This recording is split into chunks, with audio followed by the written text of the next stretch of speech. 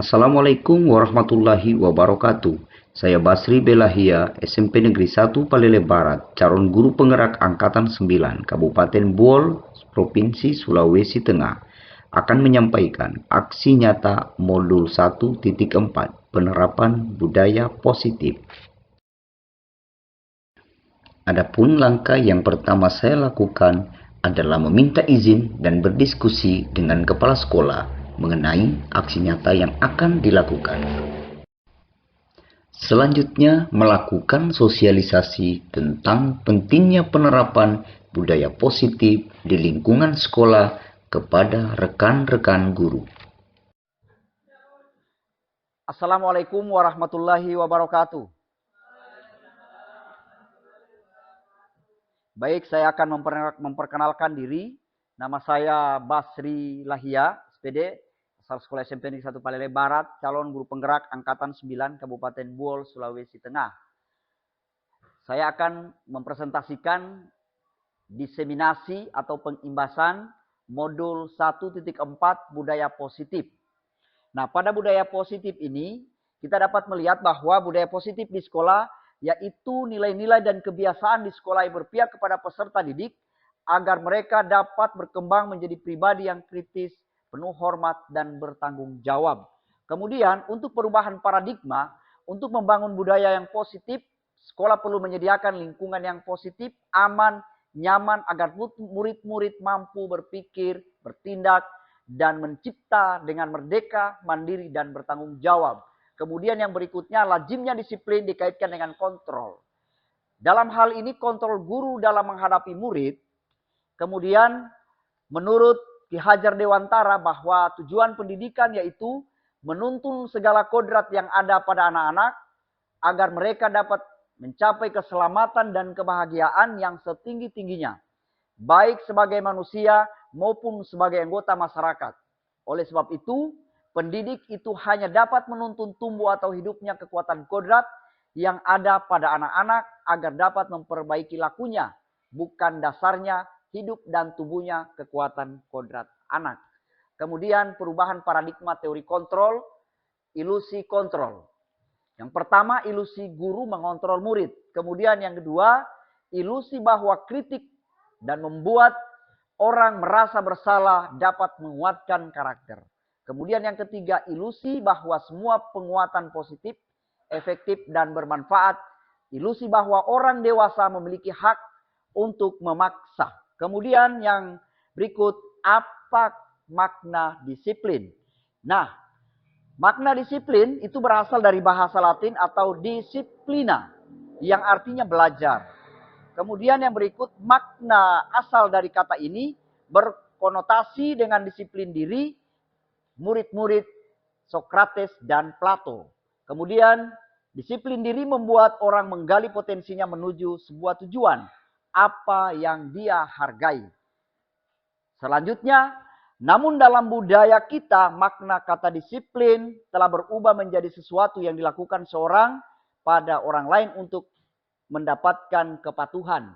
Kemudian disiplin adalah kemampuan memerintah diri sendiri dalam mengontrol dan menguasai diri untuk memilih tindakan yang mengacu pada nilai-nilai yang kita hargai dengan penuh tanggung jawab tanpa perintah orang lain. Maksud dari nilai-nilai yang kita hargai adalah nilai-nilai kebajikan, sifat-sifat yang positif, manusia yang merupakan tujuan mulia yang ingin dicapai setiap individu. Jadi nilai-nilai kebajikan yang dicapai, yang pertama beriman dan bertakwa pada Tuhan Yang Maha Esa, dan berakhlak mulia. Kemudian yang kedua mandiri, bernalar kritis, berkebinekaan global, gotong royong, dan kreatif. Kemudian teori motivasi perilaku ada 3. Yang pertama ada motivasi eksternal, kemudian motivasi eksternal, motivasi internal, kemudian selanjutnya 5 posisi kontrol guru. Yang pertama menghukum, kemudian membuat merasa bersalah, teman, pemantau, dan manajer. Berikut di sini ada jabaran daripada 5 posisi kontrol. Berikut pertanyaan-pertanyaan, kemudian siapa yang mengatakan. Ini merupakan contoh redaksi kalimat, saya kecewa sekali dengan kamu. Siapa yang mengatakan? Pembuat orang merasa bersalah. Kemudian kamu tidak pernah benar melakukannya. Itu penghukuman atau menghukum. Kemudian ayolah lakukan demi ibu bapa. Itu ajakan sebagai teman. Apakah kamu mau mendapatkan stiker bintang hari ini? Berarti kita merupakan pemantau. Kemudian yang berikut, bagaimana kamu bisa menyelesaikan masalah ini? Berarti sebagai manajer. Kalau kita bertindak sebagai manajer, maka pertanyaan yang harus diajukan adalah, bagaimana kamu bisa menyelesaikan masalah ini? Kemudian, kamu selalu yang paling terakhir. Itu kalimat ketika kita mengajukan bahwa itu redaksi sebagai penghukuman terhadap peserta didik. Berikut, budaya positif. Kemudian ini merupakan ilustrasi daripada budaya positif. Kemudian ada lingkungan positif, keyakinan, dan kemudian yang berikut adalah peraturan kelas atau kesepakatan kelas. Kemudian keyakinan kelas adalah nilai-nilai kebajikan yang prinsip-prinsip universal yang disepakati bersama secara universal, lepas dari latar belakang suku, negara, bahasa, maupun agama. Berikutnya pembentukan keyakinan kelas. Keyakinan kelas bersifat abstrak daripada peraturan yang lebih rinci dan konkret. Keyakinan kelas merupakan pernyataan yang universal. Pernyataan keyakinan kelas senantiasa dibuat dalam bentuk positif. Jadi tidak boleh membuat pernyataan kelas dengan kalimat-kalimat negatif. Contoh, tidak boleh keluar masuk. Itu contoh kalimat-kalimat negatif. Yang semestinya adalah selama kegiatan belajar mengajar, siswa keluar masuk harus dengan izin guru. Itu kalimat positifnya. Keyakinan kelas hendaknya tidak terlalu banyak sehingga mudah diingat dan dipahami. Cukup 5-4 poin yang menjadi keyakinan. Semua warga kelas sebaiknya ikut berkontribusi dalam membuat keyakinan kelas.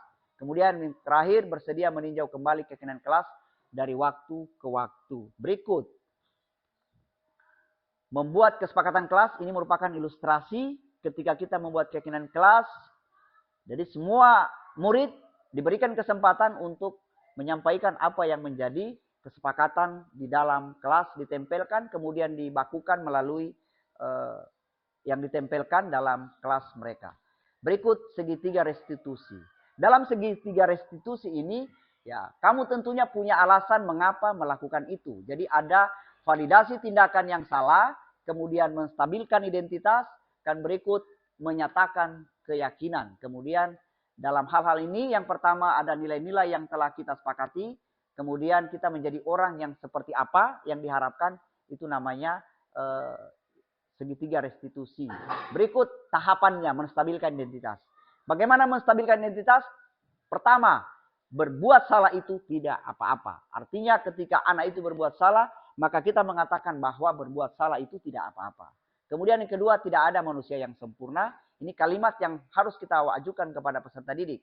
Kemudian yang ketiga, saya juga pernah melakukan kesalahan seperti itu.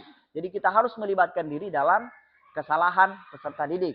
Kemudian berikut, kita bisa menyelesaikan ini. Jadi kita berikan harapan bahwa masalahnya tidak serumit yang dipikirkan oleh anak tersebut. Kemudian Bapak Ibu tidak tertarik mencari siapa yang salah, tapi Bapak Ibu ingin mencari solusi dari permasalahannya. Kemudian kamu berhak merasa begitu. Ini yang disampaikan. Kemudian tahapan segitiga restitusi. Validasi tindakan yang salah.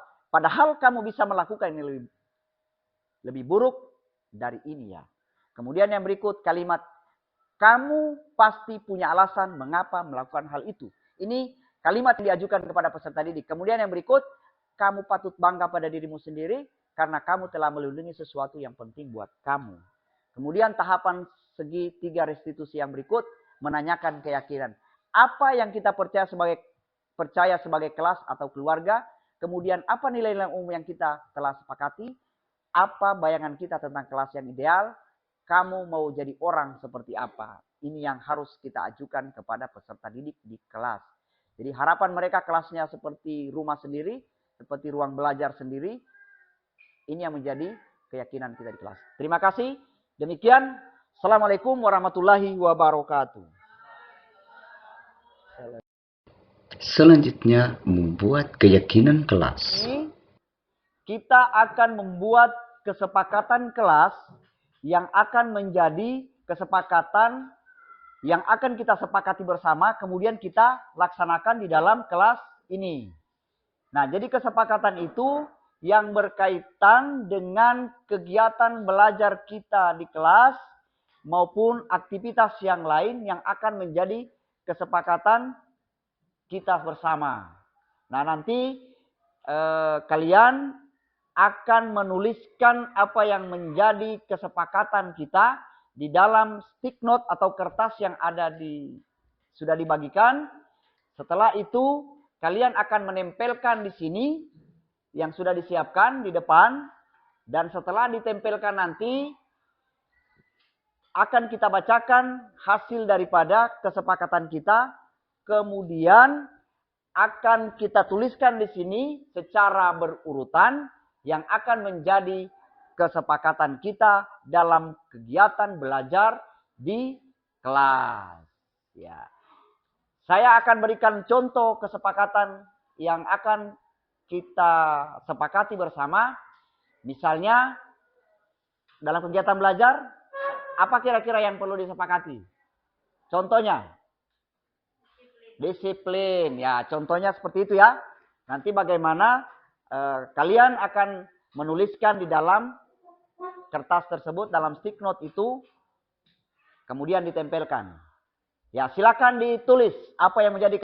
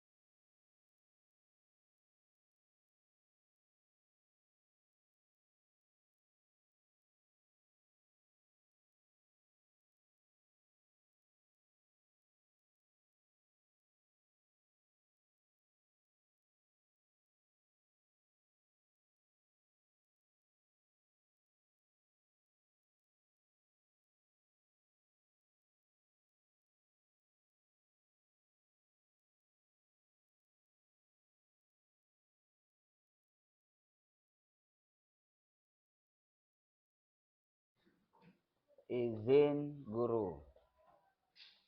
Nah, ini yang menjadi kesepakatan kita yang harus kita taati bersama ya.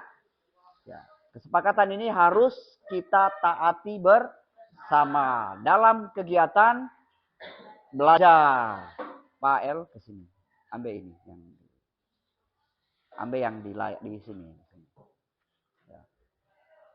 Jadi ini adalah merupakan kesepakatan kelas kita yang akan kita taati bersama. Karena ini telah menjadi kesepakatan kita semua, ya. Ya, terima kasih. Nanti kita akan buatkan yang aslinya, kemudian kita tempelkan dalam kelas kita. Oke, terima kasih.